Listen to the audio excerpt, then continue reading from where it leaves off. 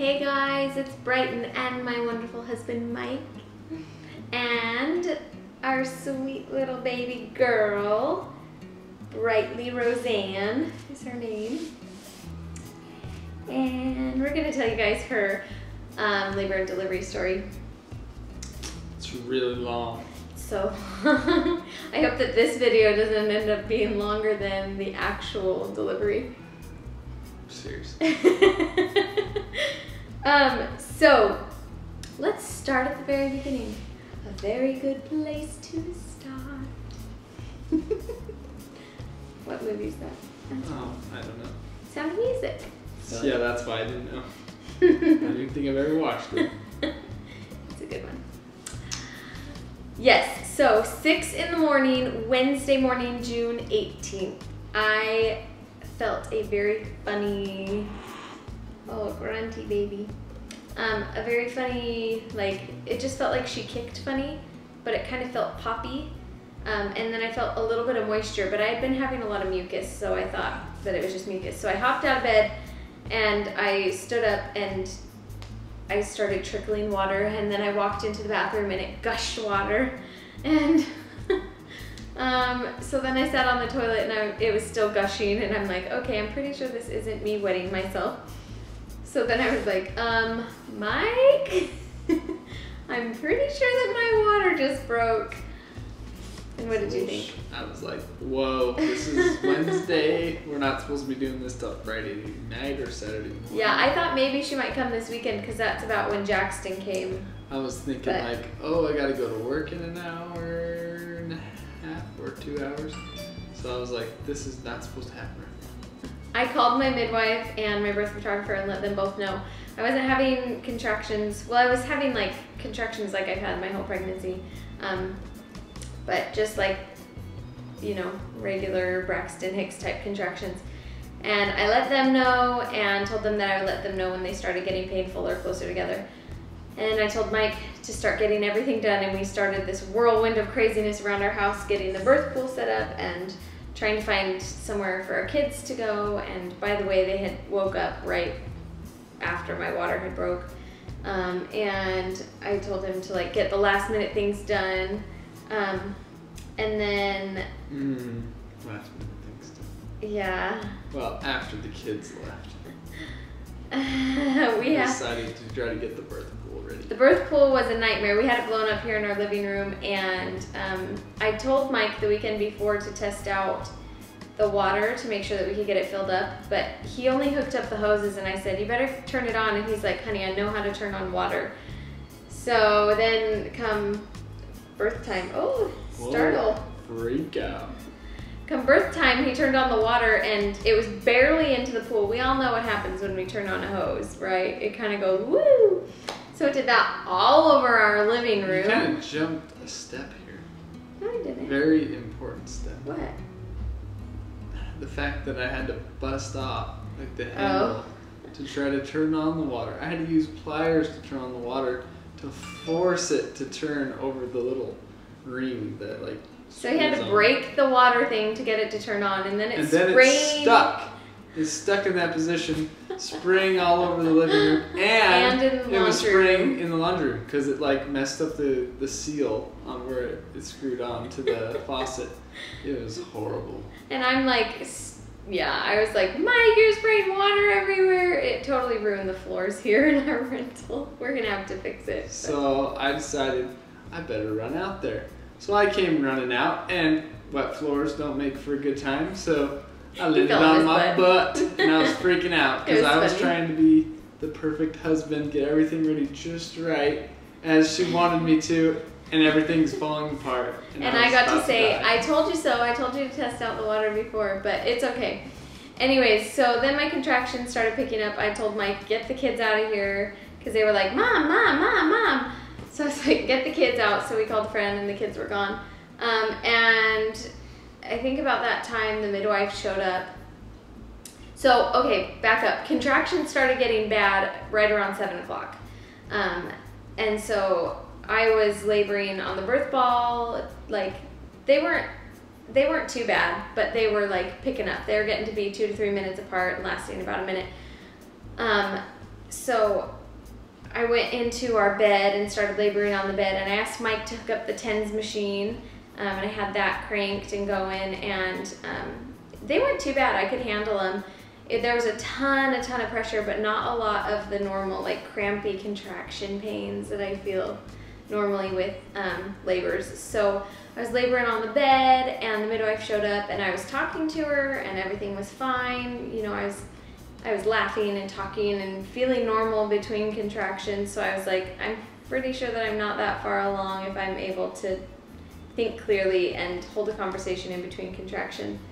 I guess during this whole time, Mike still was fighting with the birth pool. He trying to think of ways to connect it to another outlet, hose, faucet, under the sink. He went across the street and woke up our plumber neighbor, and I was kind of upset about that. Because then he's like trying to bring a strange man into the house while I'm laboring, and I'm like, Mike, get him out. It's okay, we'll fill up the bathtub. So I made the guy get all dressed and come over, and then Yeah. I told him we didn't need him. Yeah.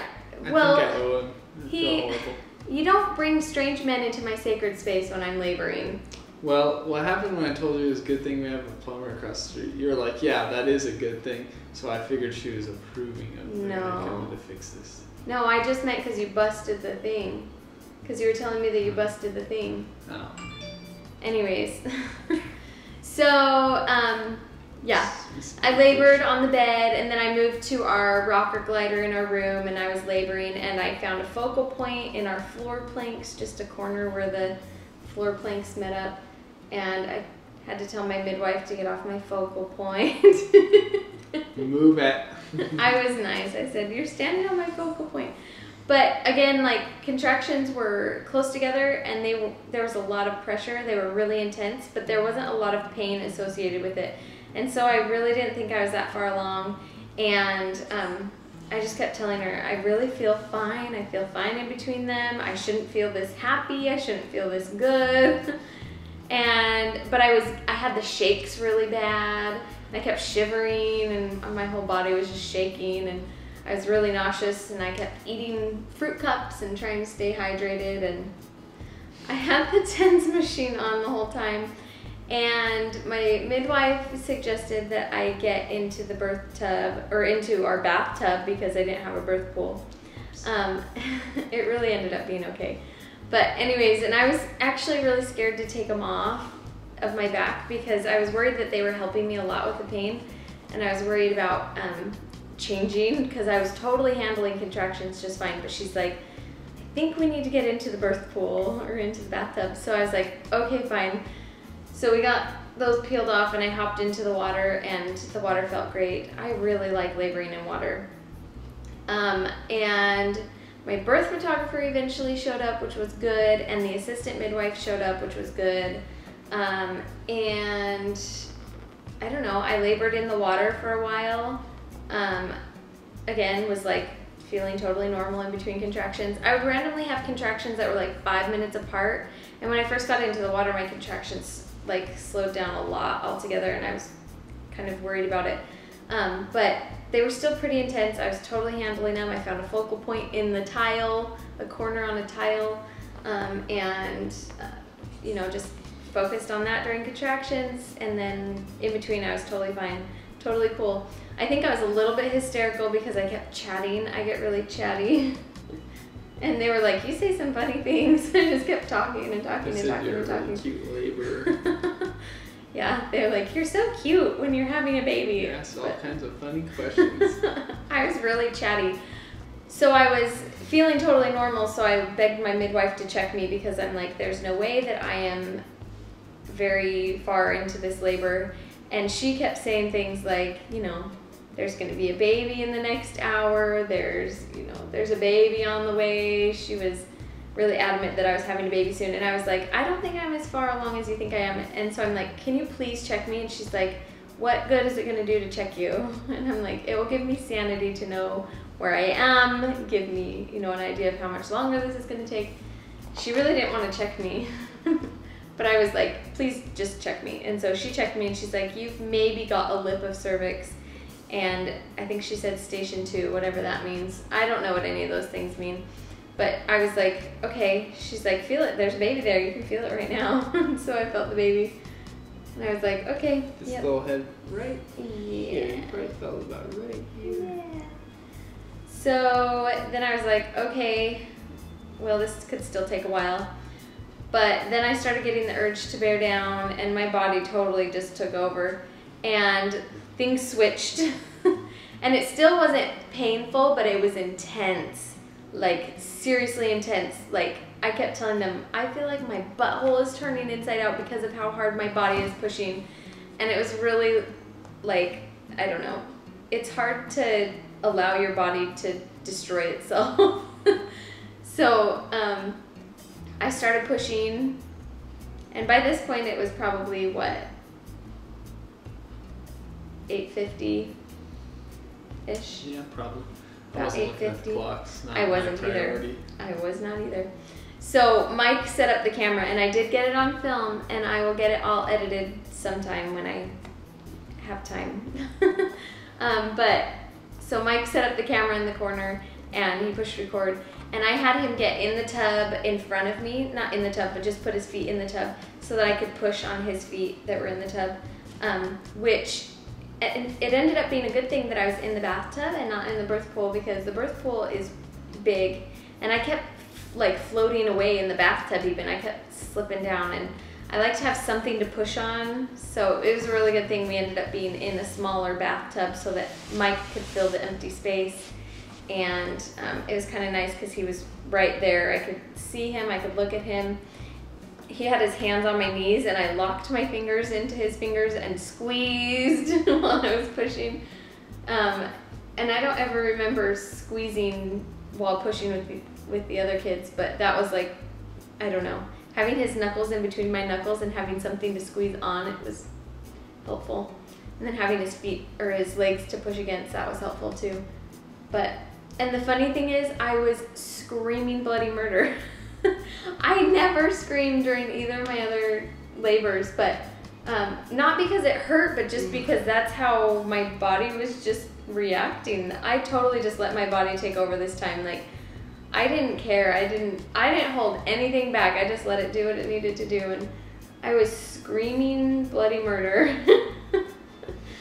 And my throat hurt afterwards, but hey, you know what? That's okay. I really didn't have any pain until crowning, and then I felt a lot of burning and ripping and stretching and all of that fun stuff. And I saw it burning and ripping and stretching. That was intense. It's the first time Mike has got a full view of me delivering a baby, so. I got to help pull this thing out. He did. He got to catch her. That was fun. So anyways, I pushed for probably about 20 minutes, and she was born at 9:10 in the morning. So like a little over 2 hours after contractions started, which is freaking awesome. And I really only had to feel bad pain for about 10 minutes. It was awesome. It was great. Oh, and I will mention, I totally forgot to add this in. Right when contractions started getting bad, I took my labor oil, the blend that I made, and I rubbed it all over my stomach and all over my ankles, and then I set it down somewhere and it disappeared. We still cannot find it. Who stole it? I don't know. We cannot find it anywhere because I kept asking for it during labor. I swear it went in the garbage. I think it might have fallen into the garbage, but got tossed. Anyways, I did get it on my stomach and on my ankles first thing, and then I put frankincense on my head and on my chest, and I think those are the only oils that I ended up using, because it was just so fast. It was just so fast. But I got those both on before contractions started picking up, so. It's probably okay that we lost labor oil. You're not going to be doing labor for a while. Yeah, I can make a new one. But anyways, so she was born at 9:10. Mike caught her, and I pulled her up, and I got to announce that she was a girl. That was fun. I didn't blurt it out. You didn't even see it, I don't even think. I couldn't see it. Yeah. So anyway, so I pulled her up, and then the scary thing happened. She wasn't breathing, and so calmly the midwives were, trying to rub her and get her to breathe, take her first breath, and it was a long time. and they were listening to her heart rates were decreasing, and the assistant midwife went and got a mask to pump air into her, and they were pumping air into her, and she still wasn't breathing, and it was scary. I thought we were going to lose our baby. I didn't think we would lose her, but I thought maybe we might be calling an ambulance and doing some CPR or something. I thought of a lot of things. I thought of that too. It was really scary. It was really, really scary. This is not good if we lose our baby. It's going to be all these thoughts. Scary. Yeah, it was awful. It was terrifying. And I asked Mike to say a prayer for us, and I didn't even get to say the prayer. I just started praying, and then she started making noises and taking breath. Yeah, it was and crying. Divine intervention. It was needed. But yeah, in that moment, I locked eyes with my birth photographer. She was amazing. She was amazing. She's also a birth doula, and so she's good at what she does. But yeah, I just looked up at her, and she locked eyes with me, and she just kept saying, "It's gonna be okay. It's gonna be okay." And I think she was the whole reason that I made it through that without panicking, because she just, she held my gaze and comforted me while Mike was praying, and while, all that panic was happening and people were whirling around trying to get her to breathe. But I would say it was a good, I don't know how long before she took her first breath. Maybe 2-3 minutes? Yeah, it was a long time. And I know she's getting oxygen through her cord still because it's pulsing. But still, when your baby comes out and not breathing and not responding, it's terrifying. So anyways, she finally took her first breath, and it was a big relief, and she was really gunky. You'll hear it in the video. When she was crying, it was just tons of stuff in her lungs. But luckily, we got it figured out. And we called my friend who had Maylee, and had Maylee come home real quick, and Maylee got to cut her cord, which was really special. That was really sweet. 2 snips. Yep. It was a pretty thin cord. Jackson's was thick, but hers wasn't too big. Was paper thin. Maylee's was super thin. I would say hers was a little bit thicker than Maylee's, but oh yeah, it was thicker than Maylee's for sure. And so we cut her cord, and I did not want to get out of the water at all. I was having, the after contractions, and my placenta wouldn't come out. It took half an hour or more for my placenta to finally come out.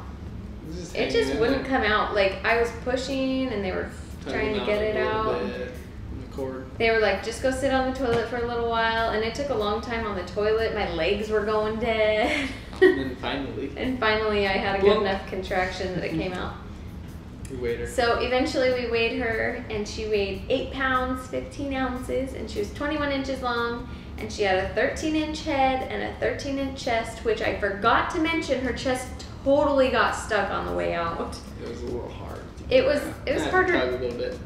It was harder to birth her chest and shoulders than it was to birth her head. Her head's round. And that was pokey, stick out. That was so frustrating, because the head is you feel it, and then you feel it get big and then smaller again, and then you have to push out a big thing again. And yeah, it's hard. It was a quick delivery. It was really fast.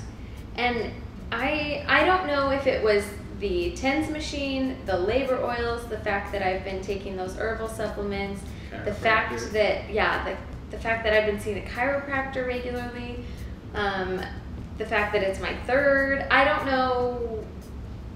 There's a lot of factors playing into this one, but this was an easy labor. 2 hours, not a lot of pain. It was awesome. And Mike immediately, right afterwards, literally I had just gotten out of the birth tub. He said, "I'm going to go ahead and guess that you want to have another baby." Because it was too easy. Because it was too easy. It wasn't discouraging to her. It was really easy, and not, actually, I can't say that it was easy. It was still a lot of work. To the other kids. It was really easy compared to the other ones. It was easier than the other kids. It was still a lot of work, but it was a lot less painful, a lot less traumatic, and yeah, it was wonderful. It was nice. But she's perfect. She's wonderful. We love her. So I will tell you guys, we were planning on naming her Hazel. Hazel was our top girl name. And I forgot about Brightley. Yeah, we talked about the name Brightley Long time ago. when we first found out that we were pregnant. We were coming up with a boy list and a girl list, and it was on our list, but Mike immediately was like, I don't really like it, so it wasn't really on our top names. Hazel was our top girl name, and she came out, and I looked at Mike and I was like, is she a Hazel? And he's like, no. And surprisingly, he was like, I think she's a Brightley, which is funny because he didn't like the name to begin with. So she ended up being Brightley, which I absolutely love. It fits her perfectly. We'll show off our sweet little girl to you. She's having some dreams right now. Totally making some awesome faces. Oh, how sad. So sad, honey. Oh, she's just so perfect and beautiful. We love her to death.